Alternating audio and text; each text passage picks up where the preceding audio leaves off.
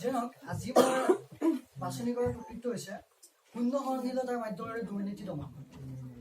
বহুত মানে আগতে কিছুমান বক্তাই কিছুমান মানে কি কথা কৈ থৈ গৈছে, যিখিনি কথা মানে কি যে আমি অমুক কৰিব লাগিব তমুক কৰিব লাগিব, কিন্তু প্ৰকৃত অৰ্থত এইবোৰ বস্তু কৰিম কেনেকৈ এইখিনি কিন্তু কোনেও কোৱা নাই। যে এই বস্তুকেইটা মানে কি কেতিয়া কেনেকৈ এক্টিভেট মোড কৰা যায় কোনেও ক'ব পৰা নাই এতিয়ালৈকে। জাষ্ট এনেকুৱা কৰিম এনেকৈ মানে আমি আলোচনা কৰিলে নহ'ব না, আমি কাৰ্যত আগবাঢ়ি যাব লাগিব। সেইকাৰণে মই নিজে কিছুমান বস্তু মানে কি নিজে চিন্তা কৰি কেনে ওলাইছোঁ। হয়তো মোৰ ভুল হ'ব পাৰে, কিন্তু জাজমেণ্ট আছে, জাজমেণ্টে জাজ কৰিব। প্ৰথমটো কথা হৈছে আমি চিন্তা কৰিব লাগিব দুৰ্নীতি কিহৰ কাৰণে হয়, কেনেকুৱা কাৰণত দুৰ্নীতি হয়। প্ৰথম কথা মানে মোৰ মতে মানসিকতাৰ অভাৱতহে দুৰ্নীতি হয়। যদি আমি প্ৰকৃত মানসিকতাত থাকোঁ আমি কেতিয়াও কৰাপ্টেড মানে কি কাম নকৰোঁ, আমি কৰাপশ্যন নকৰোঁ কেতিয়াও।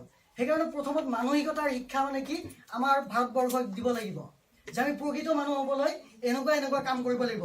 ছেকেণ্ড কথা, বৰ্তমান দুৰ্নীতি মানে অনলি টকা পইচাৰ মাধ্যমে দুৰ্নীতি নহয়, কিছুমান মানে কি বেয়া কামৰ থ্ৰুৱেদিও দুৰ্নীতি হৈ আছে। যে এনেকুৱা কাম কৰি দুৰ্নীতি কৰি আছে, তাৰ পিছতহে টকাৰ কথা আহে। এইখিনি চাব গ'লে যদি মানে কি আমি টকাৰ মাধ্যমেৰে দুৰ্নীতি কৰা দেখা যায়, তেনেহ'লে আমি কি অনলাইন ট্ৰানজেকশ্যন কৰিব লাগিব, আৰু ট্ৰানজেকশ্যনৰ এক্সটাৰ্নেল বিল আমি চব বস্তু মানে কি গভৰ্ণমেণ্টৰ হাতত জমা দিব লাগিব। আমি বস্তু এটা কিনিলে সেই বস্তুটো যাতে মানে কি যিটো বিল থাকে বিলটো যাতে গভৰ্ণমেণ্ট ৱেবছাইটত আপলোড হয়। এইখিনি কৰাৰ লগে লগে অট'মেটিকলি দুৰ্নীতি কমি আহিব। ছেকেণ্ডলি মানে কি আমাৰ যিখিনি দুটা ছেক্টৰৰ পৰা দুৰ্নীতি হয়, এটা হৈছে পাব্লিক ছেক্টৰ, এটা হৈছে মানে কি গভৰ্ণমেণ্ট ছেক্টৰ। গভৰ্ণমেণ্ট ছেক্টৰৰ এমপ্লয়ী যিকেইজন আছে, গোটেইকেইটা এমপ্লয়ীৰ মাজত মানে কি আমি এক্সট্ৰাকৈ এডিশ্যনেল কেমেৰা ফিট কৰি দিব লাগে, যে কাম কৰাৰ সময়ত ইলিগেল কৰি আছে নে লিগেল কৰি আছে, তাৰ কাৰণে আমি সেই কেমেৰাত যাতে মানে কি আমি চাব পাৰোঁ। আল্টিমেটলি তাৰপিছত মানে কি যিটো পাব্লিক ছেক্টৰৰ দুৰ্নীতি, সেই বস্তুখিনি হৈছে নিবনুৱা সমস্যাৰ কাৰণে। ছাপ'জ মই একো নকৰোঁ, মই মানে কি বেকাৰ ল'ৰা বহি আছোঁ, কিন্তু মই দুৰ্নীতিৰ মাধ্যমেৰে দুটা পইচা ইনকাম কৰাৰ কাৰণে কিবা নহয় কিবা বেয়া কাম আল্টিমেটলি কৰিমেই।